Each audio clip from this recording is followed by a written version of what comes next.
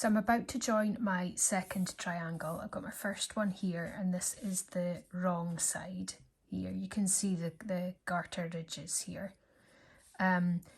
So what you want to do, you're going to be joining as you go to add the second triangle to it. So I've cast on, using a provisional cast on for my second triangle, and I've knit my 85 stitches. I'm about to do row 2, so I've slipped a stitch at the beginning of here, and then I've knitted 2 together, and I'm continued all the way to the end. But before I finish this final stitch, we're actually going to slip this one, because we slip, slip, knit to join these 2 sections together. So I'm just going to tighten everything up a little. I've got my working yarn in my left hand because that's how I like to do it. But basically I'm going to slip the first one knitwise. And I don't think it matters, as long as you're consistent, it doesn't really matter. And then I'm looking for these kind of edge stitches here. And that's where we're going to pick up. And to find the first one, we're going to slip it, join it 4 times. So I've just looked for the kind of the top one in this apricot peach colour.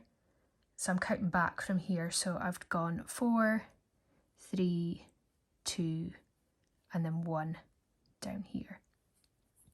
And what I've done here is slip that one knitwise as well. So I'm just going down into it from the wrong side, and then I'm taking my left needle and passing it through that stitch and the one that I slipped from the right needle. It's become a little loose, so I'm just going to give it a little pull.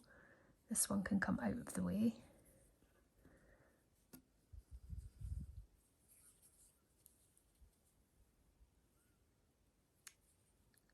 Like that. So everything is a little bit loose. I'm going to pull it all up so that it's nice and snug. And then we can flip. Slip the first one knitwise, and then the second 2 together, and continue. I'll show you again when I get to the end of the next wrong side. I'm almost at the end of my 4th row, which is the second time that I'm going to come to join as I go. So I knit up to the very last stitch, slip this one knitwise, and then I'm looking for the next slip stitch on the edge here. So you can see that one I've already worked. So this is the next one, and I go into it with my right needle from front to back, take my left needle, and I come up through the front of both of those stitches and knit it as normal. And what that does, it just creates this kind of running stitch that will come all the way up the join, and then I can flip around and I'm back to the right side again. And I think as long as you're consistent with this, you'll get a nice, neat, even finish.